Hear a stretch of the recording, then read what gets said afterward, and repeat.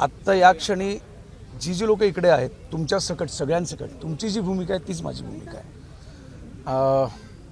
माझा निसर्ग आहे, मी निसर्गाचा एक भाग आहे आणि निसर्गापुढे कुणी मोठं नाही, कुठली जात नाही, कुठला धर्म नाही, कुठला देवही नाही.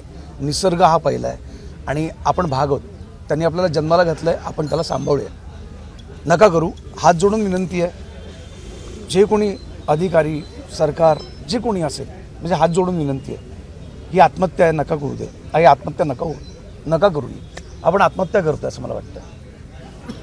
कुंभमेळ्यासाठी जे साधू मन देणार आहे त्यांची राहण्याची व्यवस्था इथे केली जाणार आहे. त्यामुळे काही झाडं तोडून एका झाडाच्या बदल्यात आम्ही 10 झाडं लावू अशा पद्धतीची भूमिका प्रशासनाची आहे, मंत्र्यांची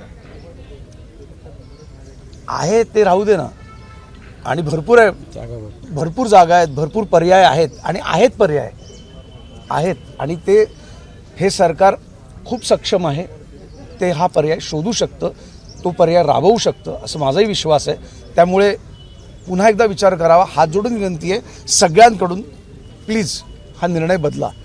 हे तपोवन आहे, काय कळत नाही मला, पण हात जोडून विनंती आहे, नका करू प्लीज. आपण काही सूचना काही सल्ला सरकारला देणार का? कारण आपण इथे आलात, वृक्ष वाचवणं आपण जसं म्हणता सर्वांची हीच भूमिका आहे, हीच मागणी आहे, पण याला सोल्युशन काय? मी तुम्हाला बघितलं, मी तर जास्त मला बोलताही येत नाही, त्यामुळे मी सल्ला काय देणार. मी फक्त विनंती करतोय कळकळीने, अगदी मनापासून, हा निर्णय नका घेऊ. झाडं जगू देत, निसर्ग जगू दे, पुढची पिढी जगू दे, बस. मागे काही मराठी कलाकार आले होते, आज आपणही आलात. सगळ्यांची एकच भूमिका आहे की झाडं तोडू नका. आपण सगळे कलाकार मिळून मुख्यमंत्री किंवा मंत्र्यांशी या संदर्भात भेट घेणार. मला शक्य झालं आणि संधी मिळेल तर नक्की भेट घेऊन माझी इच्छा आहे. पण मी आता तुमच्या मार्फत मी असं नेहमी म्हणतो की आम्ही कलाकार आणि प्रेक्षक किंवा इतर, तुम्ही दुवा आहात आमच्यामधले. म्हणजे देव आणि माणूस याच्यामध्ये जो साधू असतात तो एक मिडिओकर असतात ना, ज्याचं कनेक्शन होऊन देतं माणसाचं आणि देवाशी.